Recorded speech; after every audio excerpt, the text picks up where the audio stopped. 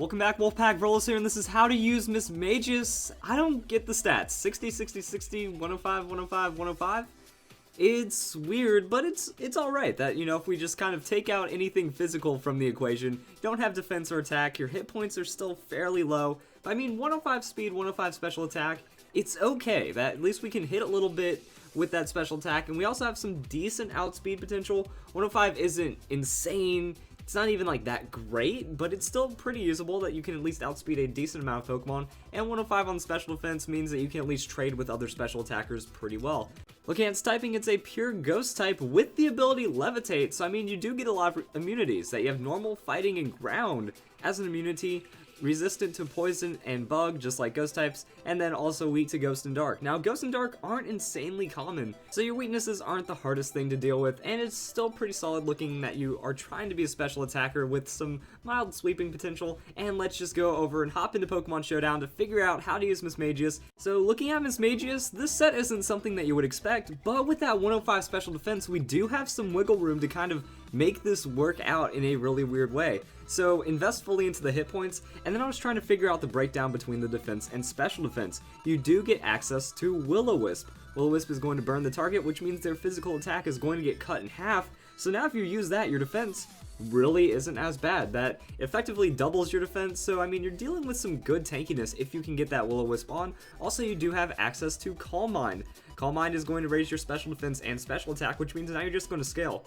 Will-O-Wisp your opponent, use that Calm Mind, get that tankiness over them, and then you can kind of play through with a decent hit on Shadow Ball, and you have Pain Split and Will-O-Wisp, so you have a lot of weird sustain. Now Pain Split is kind of tricky to use because you have to predict your opponent in a way if you don't outspeed them, and you also don't get a ridiculous amount of health back. So you need to try to set up and stack against an opponent that can't really harm you too much, rely on that leftovers a bit, and then use Pain Split when you're ready to set up, because you know you set up the Calm Mind, you get a Will-O-Wisp out there, now you're going to be low on health, so when you use Pain Split, it's going to do a good amount of damage to them, while also healing you for a fair amount, and now you're going to be tankier than when your hit points were up that high last time, so it's just going to kind of eventually grow and gain on your opponent. And then when a new Pokemon comes in, that's just a fresh pool of health to Pain Split, and you can just kind of work it through with this. Now Calm Mind Shadow Ball. Shadow Ball does mean you can get walled out by normal type Pokemon, but between Will-O-Wisp and Pain Split, you probably don't have to worry about getting immune too much. So this is going to be a good setup. Now there are some other things you can try to consider.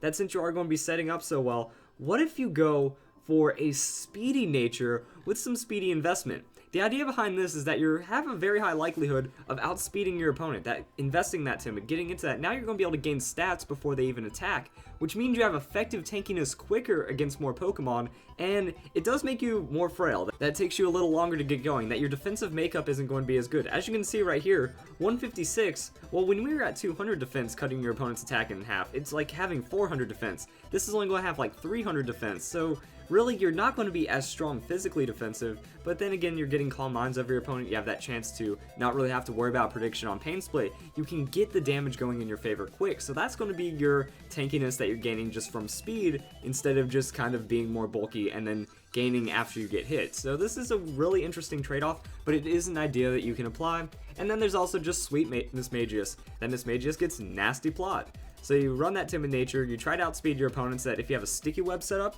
that's going to be very, very beneficial, that if you've already kind of removed any Pokemon that are faster on your opponent's team, that if you have another Pokemon to kind of deal with them, then Mismagius has some good potential, because Focus Sash, well, Nasty Plot, Focus Sash procs, because we're just assuming you're going to get blown up by a huge hit since you don't have any defensive investment, and then you just go for the damage. Shadow Ball Dazzling Gleam is going to make it to where you have the least amount of resisted hits, that I believe only Pyroar can resist you, and other than that you just have really strong neutral hits. Now you can also go with Shadow Ball and then Power Gem.